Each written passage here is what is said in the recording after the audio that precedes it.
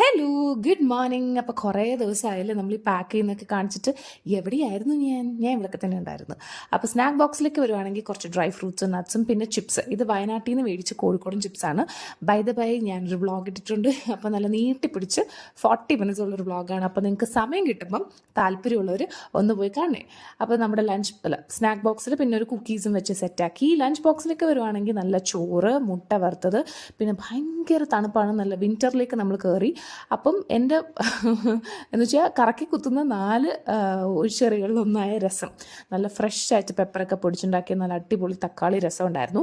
ഇതിന് കോമ്പിനേഷനായിട്ട് ഞാൻ വളരെ മൈൽഡായിട്ടുള്ളൊരു പൊട്ടറ്റോ ഫ്രൈ ആട്ടോ. ഇത് ഒരുപാട് എണ്ണയിലൊന്നും ഉണ്ടാക്കിയതില്ല, ജസ്റ്റ് കുറച്ച് ഉപ്പും മഞ്ഞളും പെപ്പർ, ആ സെയിം ഫ്രഷ് ആയിട്ടുള്ള പെപ്പർ പൊടിച്ചിട്ടിട്ട് ഉണ്ടാക്കിയ പൊട്ടറ്റോ ഫ്രൈ നല്ല മൈൽഡാണ്. ശരിക്കും കുറച്ച് വൈറ്റ് റൈസ്, ഈ രസം, ഈ പൊട്ടറ്റോ ഫ്രൈ അടിപൊളി കോമ്പിനേഷൻ ആട്ടോ. പിന്നെ സ്വീറ്റ്സ് ആയിട്ട് കുറച്ച് കാജു കട്ട്ലി വെച്ച് സെറ്റാക്കി. അപ്പോൾ നമുക്ക് വേറെ